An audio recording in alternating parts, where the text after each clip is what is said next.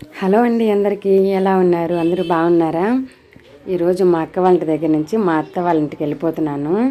వచ్చి 1 మంత్ అయితే అయిపోతుంది. ఇంకా స్కూల్ కూడా ఓపెన్ చేశారు.